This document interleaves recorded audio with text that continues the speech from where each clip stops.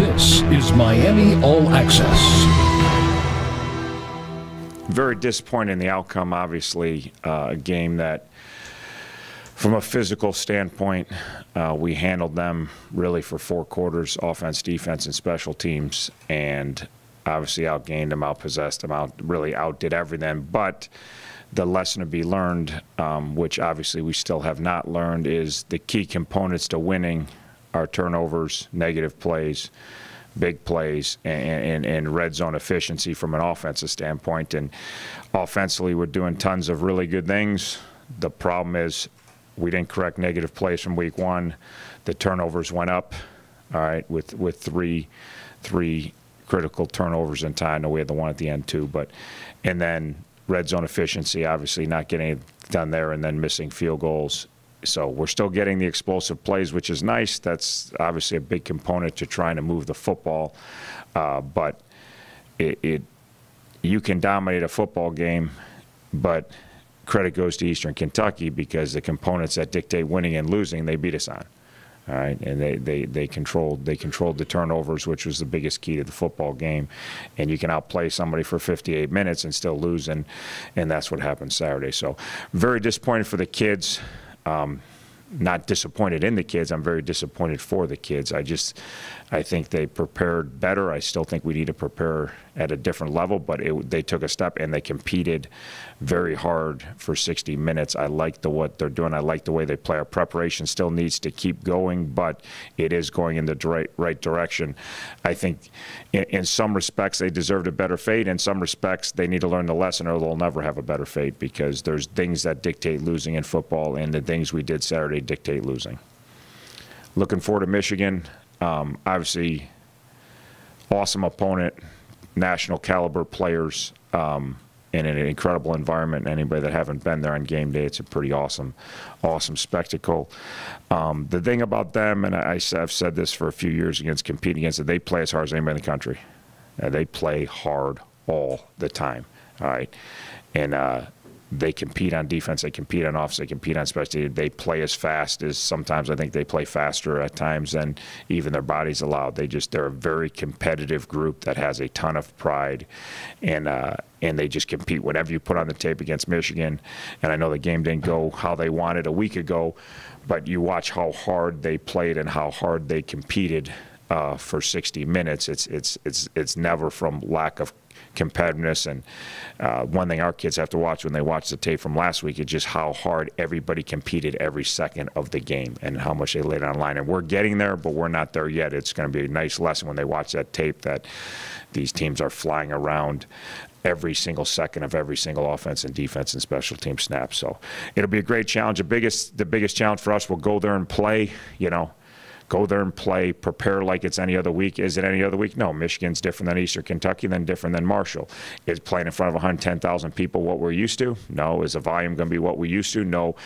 But we want to go play. We want to improve. We want to get better. And we want to be aggressive and go out there and make as many plays on Saturday to put us in a position to try to win a football game. And a lot of times a team like ours goes to that venue and they stand around for a couple quarters and pretty awestruck. So we're going to have to try to somehow, we can't emulate what the big house looks like and what the noise level is, but we got to try to talk to them about, hey, we're going to go play football from the opening whistle and compete our tails off for 60 minutes, and we'll look up and see what the score is at the end.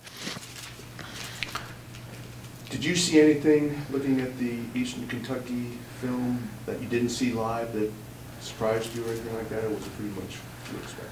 Yeah, nothing surprised me. Just it was tough to watch again, a lot of the self-inflicted wounds. And again, not taking anything away from them. They took advantage of our mistakes, which what you have to do to win games. So I'm not, but there was no point in time during the game, after the game, before the game, watching the film on Sunday, that it didn't look like we were in complete control of the game other than on the scoreboard. And that's what happens when you have opportunities to go up 1, 2, 3 scores, which we certainly did in the first half.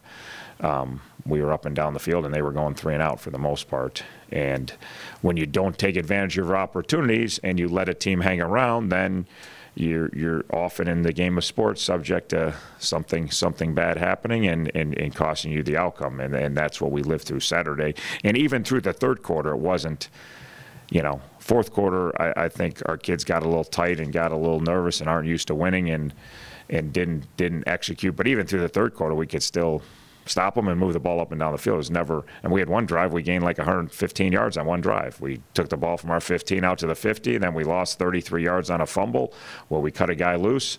We got the ball back on our 15, and then we drove the whole length of the field. It was, you know, we talked about last week getting 17 yards and not getting a first down. I've never been a part of gaining over 100 yards or gaining close to 100 yards on a drive and not scoring, you know, and it was just, if we don't eliminate the mistakes, it doesn't matter all the things, and there's a balance with these kids because they have to understand, and I think they do, but it's hard when you lose to understand how much more weapons we have on offense, how much more success we're having on offense when you score 10 points. You know, they're going to watch the tape today and they're going to like a bunch of plays, you know, a bunch of plays, you know, and we're getting yardage, we're getting pass interference penalties. There's a lot more of movement, and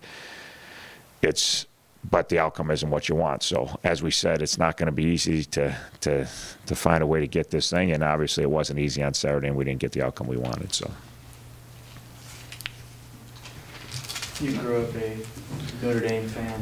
You just came from Notre Dame. Is there still some residual dislike for Michigan football on a personal level? Yeah, I never really disliked Michigan. I rooted against them when I was at growing up a Notre Dame fan and at Notre Dame. I'm not really into I love college football. Like I guess I was a fan, but I've never been the fan where I watch all games, all levels.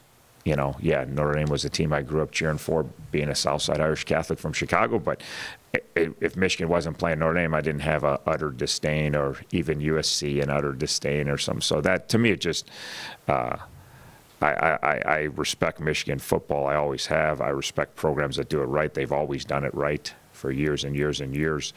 They've got a great academic school. They play first caliber football. Their kids compete. I know most of the coaching staff. I got tons of respect for their whole staff and what they do, and so I don't. That's not how I operate. So it's not a big deal to me. Going back to you guys on the field, I mean, you're fourth in the nation in time possession, and Hendricks has been passing for the most part very well, and as you said, the defense has been playing well. As you mentioned before, you're hoping each week to better yourselves and sort of measure that performance.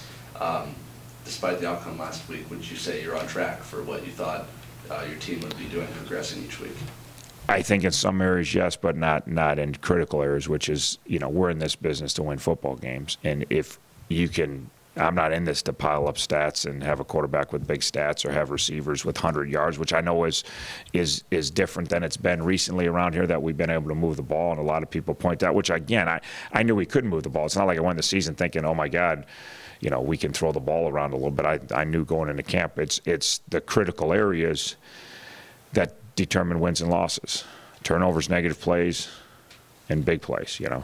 If you go backwards, you turn the ball over and you can't get chunk plays, or we found out week one, if you give up chunk plays, you know, which is a major concern, then you're going to lose games. And a lot of the other stuff is just stats, and it's cool for the fans, and it's cool for people that follow football.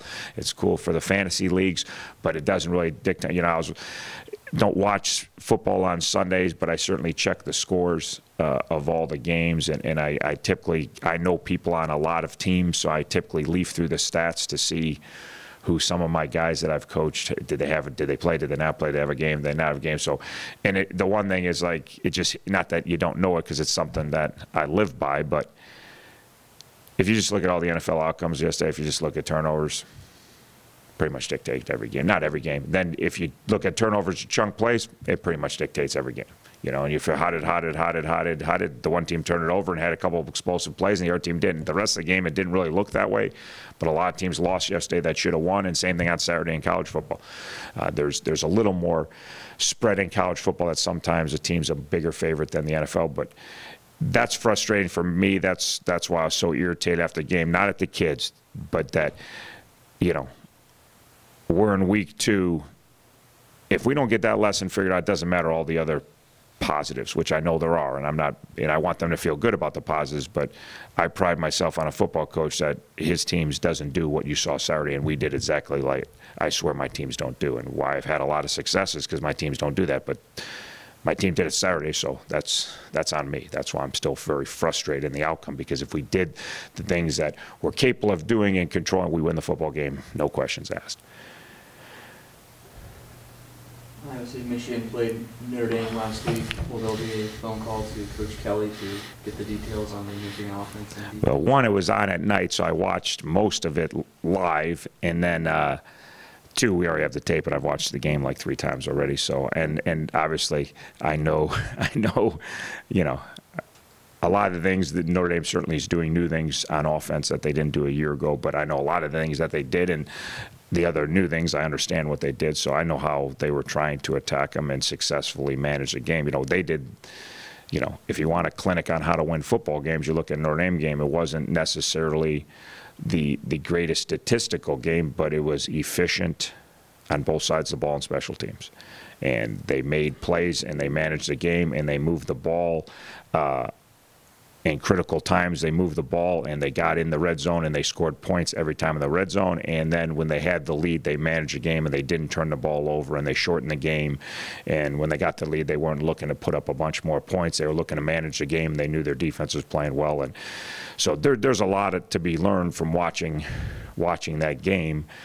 For our kids, I'm excited for them to watch it, because it was a clinic of playing efficient, clean football and winning football. Not, you know, sometimes winning football is spectacular and exciting, and certain weeks it needs to be, and then other weeks it can be. And they got their lead, and they kept grinding the football against a tough team, and they, you know, tough team to run against, but they knew what they were doing as far as winning games and shortening the clock and making sure that they kept control of that football game. How'd you guys come out physically? I think pretty good. We'll see. But I don't. There was nothing major. It's your normal soreness, I think. So I don't think there's many issues there.